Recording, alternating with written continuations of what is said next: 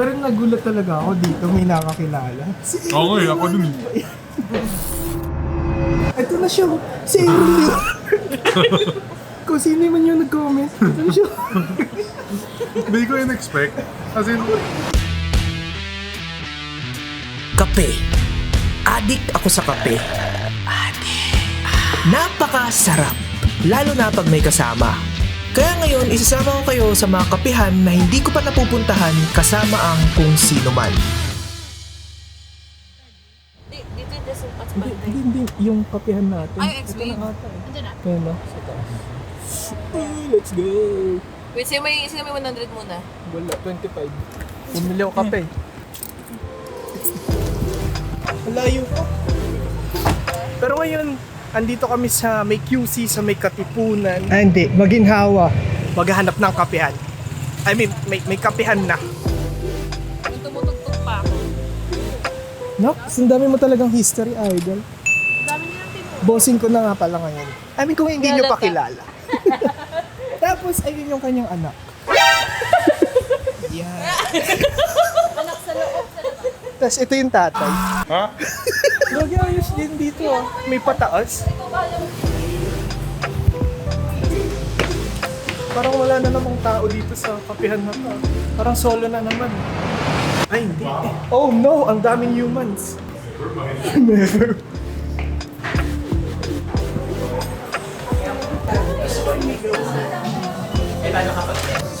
Cafe latte po. Saan yung ay, ito. Ano yung cafe latte? Specialty sila. Check ko muna. Tapos ka ba? Sana all. I-share na natin. Gcash or cash? Andito nga pala kami sa... X-Wave! X-Wave! X-Wave!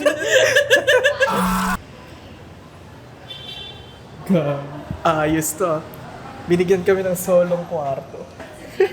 Ayos to, solong kwarto. Saan? Wow!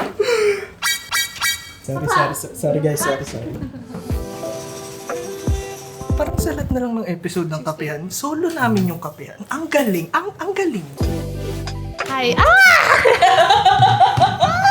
Mahilig ka sa kape? Sakto lang. Gano yung sakto mo? 7/10. Wow! Ang taas. Parang hindi ako di sanay. Ah. Si Boss Aaron Liwanag! Isang chokes lang naman. Ano yung 7 out of 10 mo? Ilan yon? Isa kalahati. Kalahati lang? Isa't kalahati. Hindi ko nauubos yung... Isa't kalahati lang. Isa, kalahati. Isa't Grabe. Isang kape, tapos order ako. Kaya ko pa umorder mamayang hapon. So, hindi ko na naubos. Parang konti. Titira pa. Siya yung ginawang basis, Okay. no? No, yun nga mismo eh. Kasi nasa gitna ako ng dalawa eh. Eto 12 out of 10 to. So, 7 siya. In-assume ko. Yeah. Ay, Kape, latte, ganun. thank you. Akin po. Mga 8.5 out of 10. Ooh, si Tel. Nasabi Ay, na niya ito, nakakatakot. Ito. Binigyan ako nito ng droga kamakailan eh. Pinasahan ka ba na? Grabe yung kape yung pinapainom sa akin. Kaya malakas sila pagkape. Yung dugo na niya, caffeine. Oh, sabagay siya talaga. Yan, yung taong yan. Yung pinaka-addict sa kape. Sipin na lang natin pag pumapasok sa office. Nakakailan ka? Ang tanong kasi, nakakapagtrabaho ba ako ng walang kape? Yun. So yun lang naman. Very overly caffeine dependent. At least isang mug ng kape sa So, isang ilan araw. yun sa isang out of 10? Kung ibabase mo sa metrics ni Chutes. 30. Kung yung 10 ni Aliyah, isang baso. Siguro ako 30. Hindi tatlo. Okay, try na natin. Okay. Oh! Haluin ko lang. Haluin mo pa. Shake. Uy, amoy pa lang niya. Ako kasi gusto ko yung inaamoy yung mga bagay-bagay. Ang feeling ko aso. Gusto ko kasi inaamoy siya kung mabango or something na Kasi di ba ayoko ng weird na pagkain sa Marte ako. So, ang order ko ay salted caramel.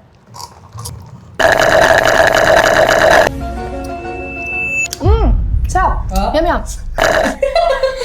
Compared sa mga in-order ko ng salted caramel. Kasi meron akong salted caramel na parang amoy pa lang, tapos lasa mo na agad yung tapang. Ito, balance yung niya, yung pagkakatimpla ng barista. Solid. Panis. Galing pala itong mag-review eh. Order niyo po salted caramel, guys. Sarap! Yum, yum! Yum, yum. So yung volcano latte daw, sabi kanina, double ristretto. Ewan ko kung may kayo sa kape, pero yun nga. Yung pag-extract ng kape, so may tinatawag na ristretto. Kasi ristretto yung nakalagay dito. Double ristretto. Espresso siya, pero short shot siya. Same amount ng coffee, kumpara mo sa normal na espresso. Pero kalahati lang yung tubig na ginagamit sa ristretto. Pag sinabi namang double ristretto, double dose naman ng kape. Twice yung volume tsaka intensity niya. So, sa layman's term, matapang daw. Sige, ako naninipa nga to. Sige. Para ma-appreciate yung tsura niya. Ganito siya. Yun. Mukha siyang tinasa na Mongol. Before that, ito muna. Sayang yung foam eh.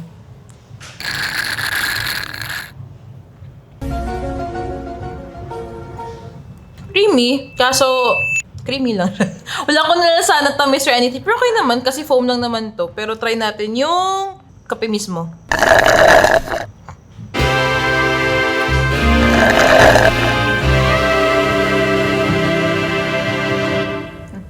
Ayos. Yung tapang ng kape, mukha na siyang parang non-caffeinated, pero kung iinumin mo siya, grabe sobrang, pwede na. For a normal person, hindi talaga sobrang makape. I think, buo na araw nito, gising na to buong araw. Actually.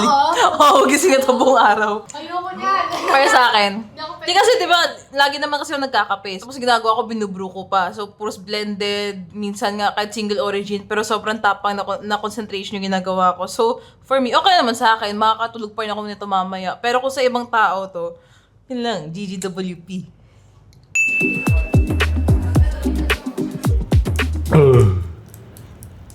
So, ito yung ube creme brulee nila. Limited edition siya eh. So, holiday drink lang talaga siya dapat. Pero, kakalabas lang natin ng holidays. Sabi daw, Puto Bumbong inspired siya. Which, as you can see, meron siyang ube, meron siyang yung custard, meron siyang nyog. So, I guess, ang intention dito is hindi siya dapat muna haluin para mag-gets yung custard and, well, everything else.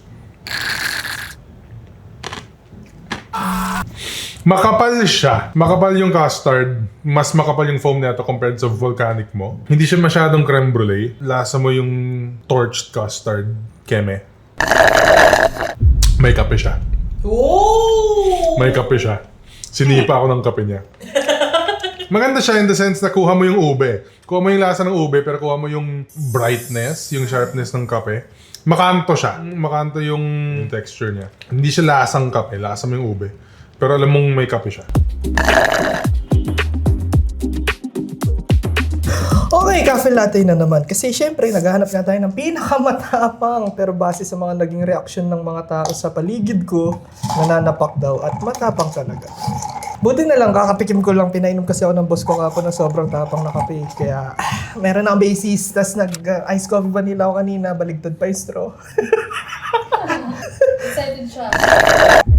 Ayun nga. Ang tapang nga. At least ito yung cafe latte na literal na yung Americano. Nilagyan mo talaga ng gatas at hindi mo siya rin pwedeng i-dailies kasi feel ko mamamatay ka dito. Yung tipong yung 8 hours mo lagpas pa 12 hours. Yung ganun. 26. Oh, gagi. Ang tapang nga niya. Ang tapang.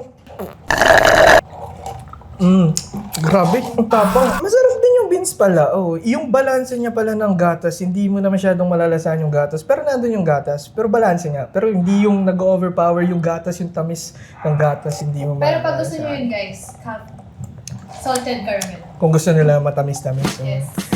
Solid. Cheers! Happy Guys, the birthday, best. Steve! Salted caramel, guys. Birthday to you.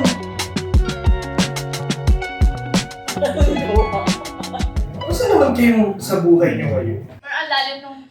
Hirap, ang hirap. Ang lalim. Pwede bang iba yung open Parang na natin? super serious and lalim nung... Ano? O sige, kamusta sa buhay niyo? Ikaw, kamusta buhay mo? Buhay ko. Ayos naman. Kayo pa. Sige, mag-open up ako. Ayun na. Okay. So parang lately kasi, na-realize ko na, di ba kaka-birthday ko lang? At the age of 25. Happy birthday. Sabi ko, Pero ito na yung point na dapat stable na yung buhay ko, financial stable, emotional stable, parang lahat na. Isip ko nga nasa age pa ako nung nasa senior high school life pa ako. Parang nag-stop, siguro nung nag-start na yung pandemic, parang nag-stop na yung mindset ko, or nag-stop na, andito pa ako sa age na 20. Sabi ko parang, okay, ito na yun nangyari. 25 na ako, ang dami na parang yung 5 years ay parang wala naman nangyari. Parang wala.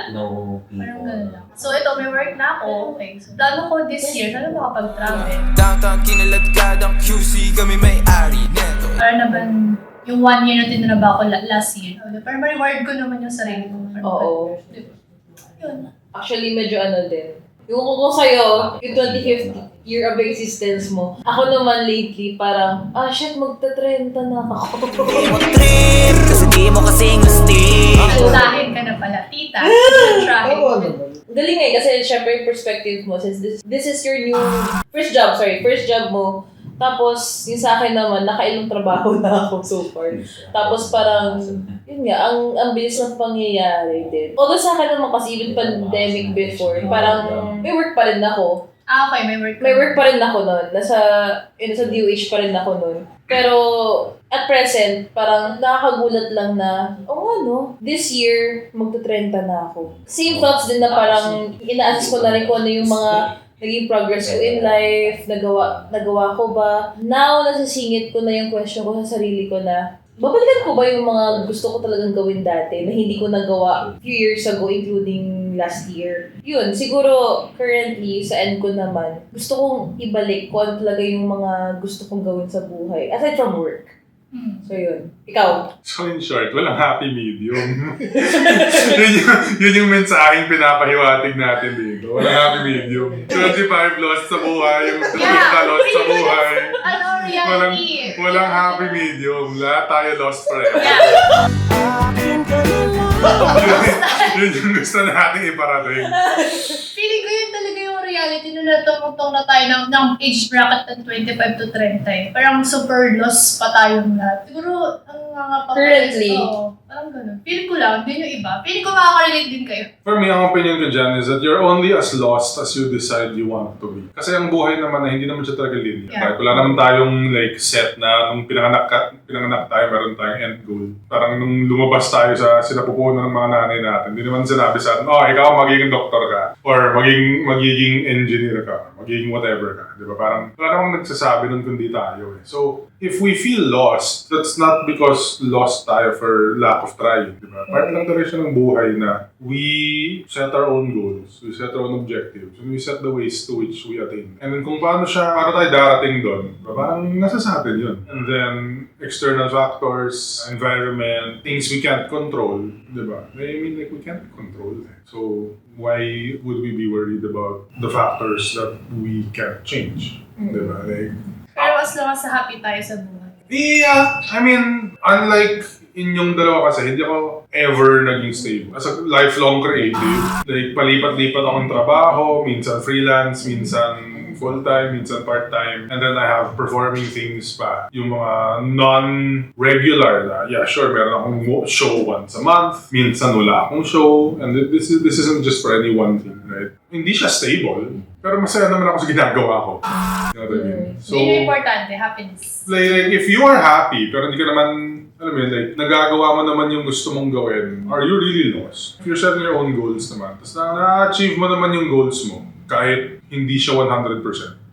For example, masaya ka naman, ginagawa mo yung gusto mo, pero hindi ka mayaman. Like, 2 out of 3 ang na-achieve mong goals. I think it is better we celebrate the victories so that we don't feel bad about working on the things na we're still lacking in. Ganun. Grabe. Parang tinapos na rin ni Tim yun. Yun na yan! Tatanong mo kasi napahapon, ano ba yung pwede mong ma-advise sa mga viewers patungkol dun? Pero sinagot na niya. Basta masaya ka. Kompleto. Dapat masaya. Di mo Kompleto na yan. Hindi mo na kailangan mag-isip.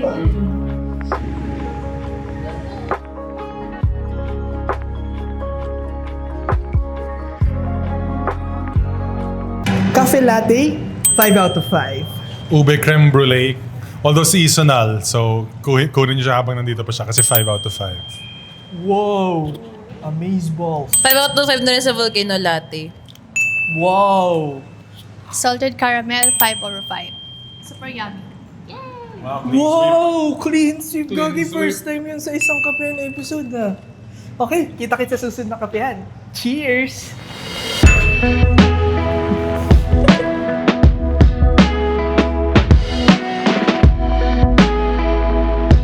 Thank you. Thank you po.